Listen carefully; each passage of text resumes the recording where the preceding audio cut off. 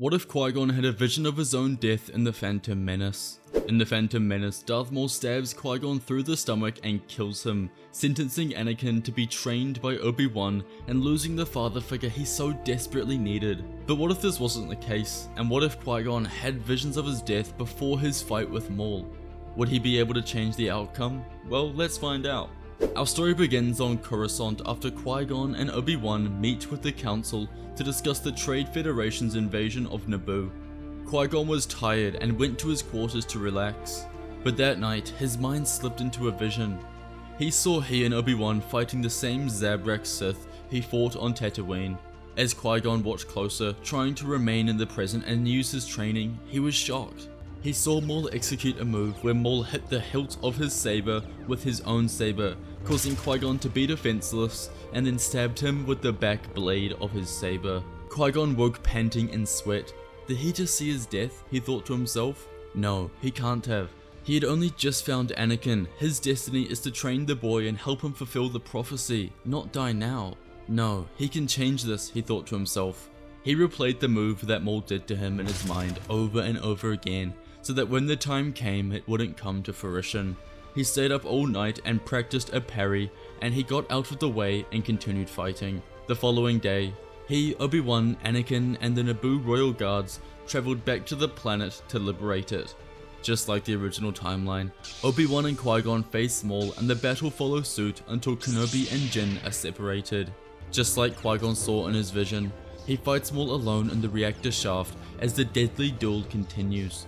Finally the time came, what he had been preparing for all night. When Maul knocked Qui-Gon's hilt, the Jedi Master immediately moved to the left and dodged the follow-up strike from Maul, before swinging and colliding his emerald blade with the Zabrak. That was it, he had done it. Now all he had to do was finish Maul off. Seconds later, the laser doors open and Obi-Wan rejoins the fight.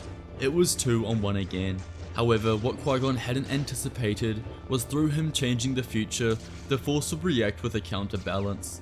Before the Master could react, Maul executes the exact same move on Obi-Wan, blocking his hilt before leaving him defenseless, and he stabbed Kenobi through the chest. Qui-Gon screams out in pain and fights with more determination. He swings like he never has before and finds a way through, slicing Maul across the abdomen and sending him falling down the reactor shaft. Qui-Gon quickly ran to Kenobi, holding him in his arms as his apprentice took his final breath. It was over. Qui-Gon and Anakin return to Coruscant after the Battle of Naboo, where they stand before the Jedi Council. Qui-Gon tells the Council he will train the boy, with or without the Council's approval. Yoda sighed as he looked around the room. He tells Jin that he senses grave danger in Anakin's training. He senses the darkside and the shroud of the Sith that will follow him in his entire training. But Qui-Gon says that's simply the prophecy. His prophecy is to destroy the Sith, meaning Anakin's life will forever be intertwined with the Sith and darkside. There's no escaping that. But through meaningful training, he can teach Anakin the ways of the Force and how to protect himself from evil influence. The Council sighed in unison. Very well, they said. Your apprentice, Skywalker, will be. Both little Anakin and Qui-Gon bowed before exiting the Council chambers. They walked through the Jedi halls together, their first official day as Master and Apprentice. As they walk, they run into Jedi Master Dooku. Qui-Gon immediately smiles as he introduces Anakin, saying this was his master many years ago. Dooku offers his condolences to Qui-Gon for losing Obi-Wan, saying he doesn't know what darkness would follow him if he had ever died. Jin thanked his master, but couldn't help but sense there was something different about Dooku. He was struggling and his Force signature had wavered. Dooku turned to Anakin and said his training will be exciting to watch and that he will become a very powerful Force user. Anakin lifted his chin and said that he will be the most powerful Jedi ever. Dooku smiled as Qui-Gon tried to instill humility, but the wide-eyed boy from Tatooine was full of ambition. Dooku warned Anakin that too much ambition is the path to the dark side. This ominous message caught Qui-Gon's attention, who once again noticed the light in Dooku's eyes dwindling. His old master asked Anakin what he thought of the state of the Republic. Qui-Gon chuckled as Anakin is only 9 years old and hasn't been to many places.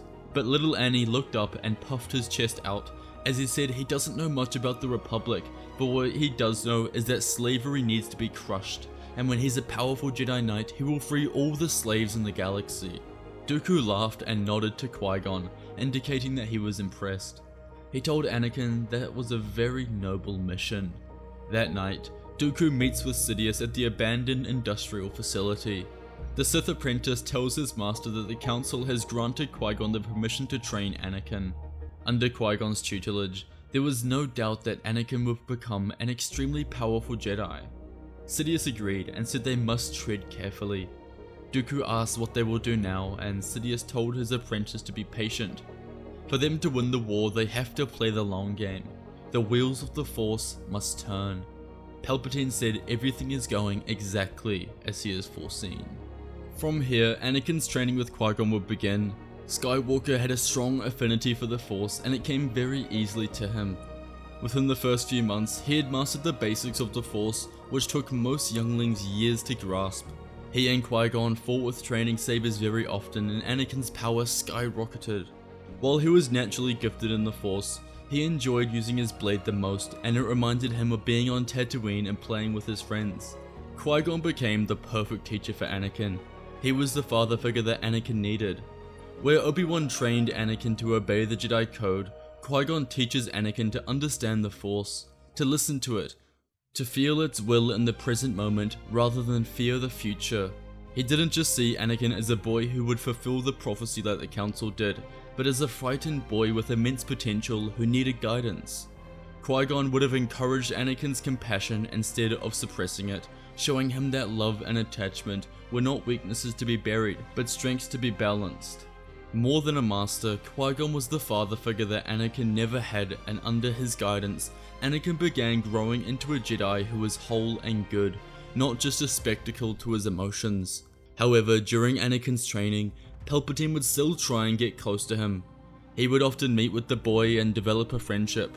When Anakin was rejected by his classmate at the temple, he would seek Palpatine, who made him feel like he belonged and was good. This was the beginning of the manipulation from Palpatine, which would last many years.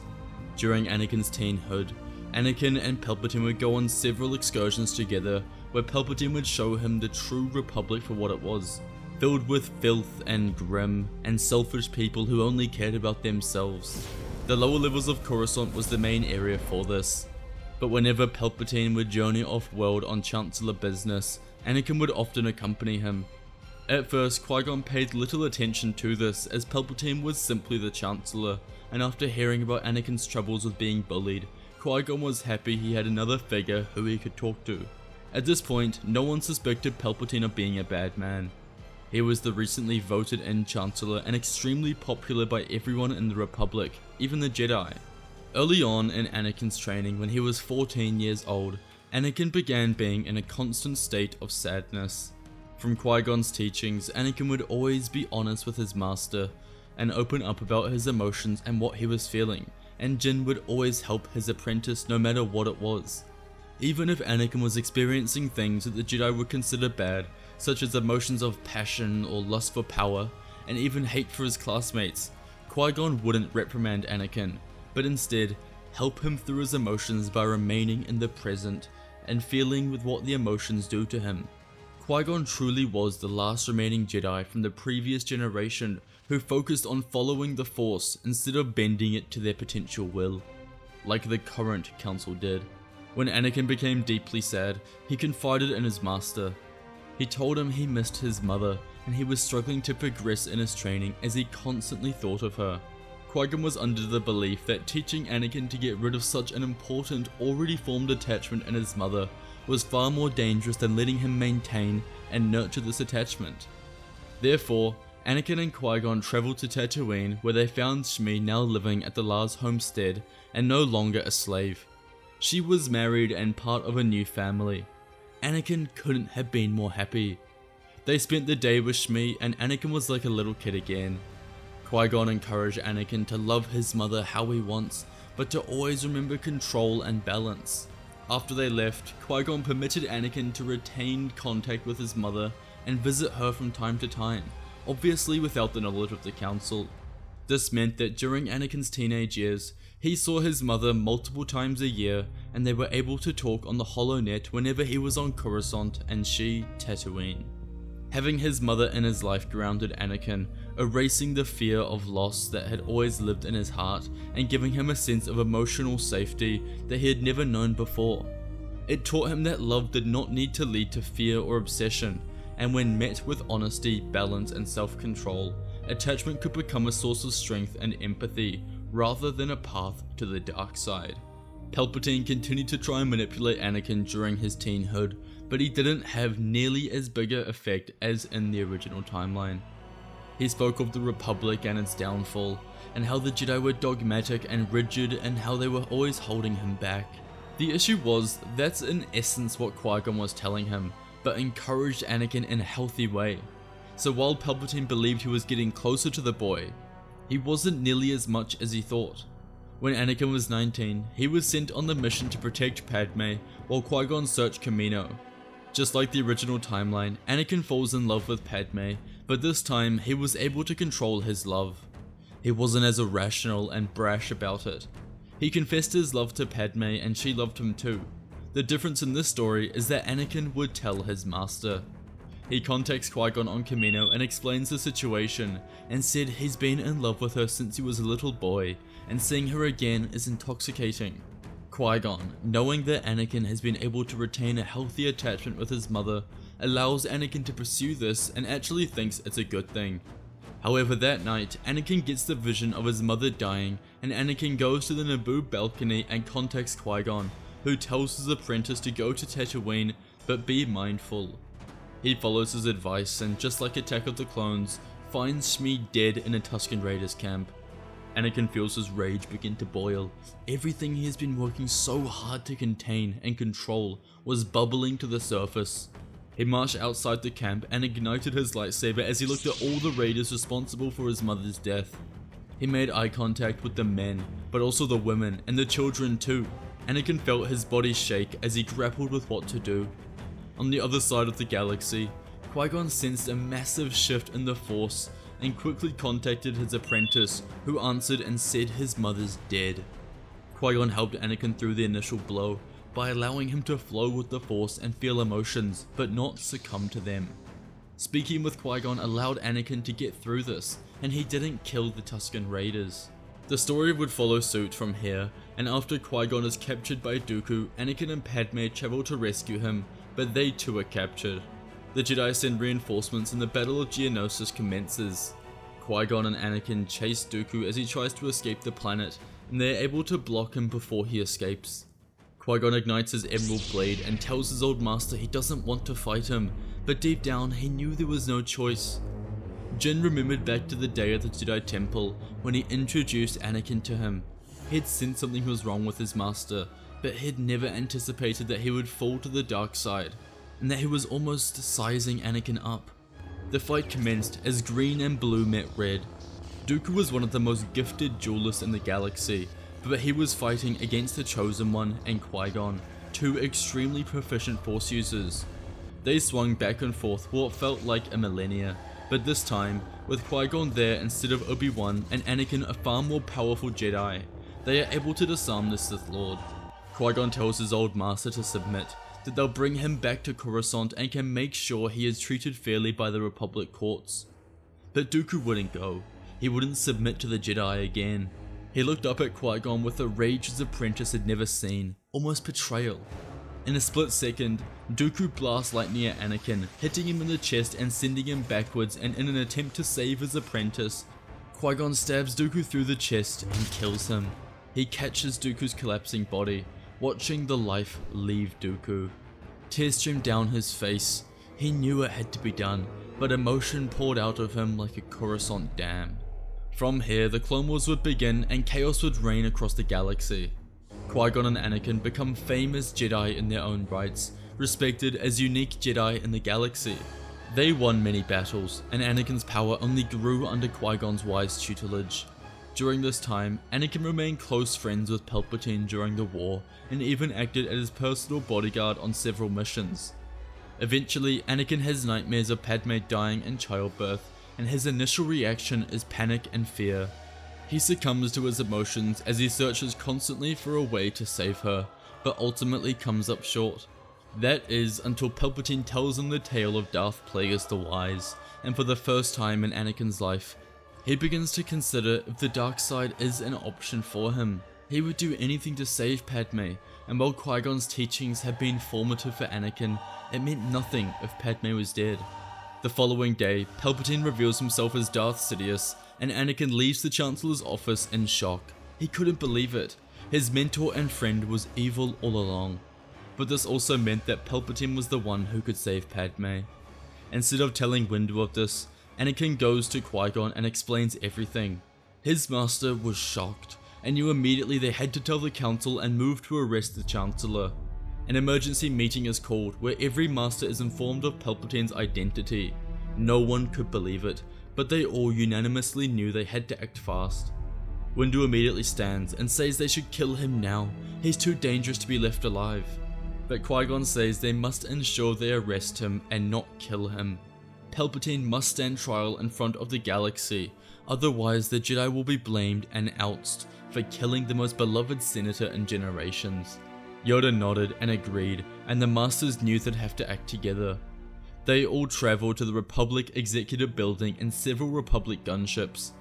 The doors to Palpatine's office open as every council member, including Qui-Gon and Anakin, enter.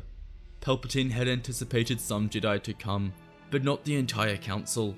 He rose and scoffed, spitting a little fear in his voice. Nevertheless, he didn't hate his chances. He ignited his red lightsaber and they all attack. Palpatine expels a Force Scream, disorientating everyone before quickly killing Aegon Kolar, Saesee Tiin, Shakti, Depa Billaba and Coleman Cash. Now Anakin, Qui-Gon, Windu and Yoda remained. As they fight, Palpatine continues to try and manipulate Anakin, saying that only he can save the one he loves, and if he dies, then she dies. It tore at Anakin's heartstrings, but Qui-Gon kept him steady as they fought. Palpatine eventually finds an opening and stabs Qui-Gon through the ribs, who falls to the floor in pain. Anakin screams, but Qui-Gon was still alive, but barely. Seeing his master injured sent Anakin into a fit of rage. He swings with a level of strength he never knew he has and taps into the dark side, forgetting technique and control and using every ounce of power he has learned since arriving at the temple 13 years earlier. Palpatine laughs as he encourages Anakin to strike him down and take his place as the true Sith in the galaxy. Seeing his apprentice fall, Qui-Gon calls out to him from the floor and told him to remain in the present and not let his emotions dictate his actions. Anakin looked at his master as Qui-Gon told him to remain in the light and use his power for good. Anakin listens, and with Yoda and Windu, they are able to arrest Palpatine for good. Handcuffs are placed around Palpatine's wrists as he struggles back and forth against the restraints. He left his office screaming in denial. It was over. Palpatine was gone. Qui-Gon would be taken to a medical bay where droids operated on him, and after a long surgery, his wounds were sealed and he would make a full recovery. He was extremely proud of his apprentice and his ability to maintain his composure. As for Palpatine, he would stand trial in front of the galaxy as Padme and Bail Organa delivered the evidence proving that Palpatine was a Sith and responsible for orchestrating the war and the deaths of billions. He was sentenced to life in prison. That was it. Anakin had done it. A few days later, Padme would go into labor, and with Qui-Gon by Anakin's side as she gave birth, Padme survived. Anakin and Padme were extremely happy as they embarked on this next adventure together. Qui-Gon Jinn was the perfect teacher for Anakin, not just for his power as the Chosen One, but for his emotional stability. Under Qui-Gon, Anakin would achieve balance and live happily ever after. Thanks for watching everyone. For the entire month at Fantasy Sabers, we're giving away our new The Count Deluxe Saber for free with every order over $299 USD. Otherwise, check out our wide range of replica sabers with premium build quality and a wide range of sound fonts and effects. Don't miss out, and I'll see you all next time.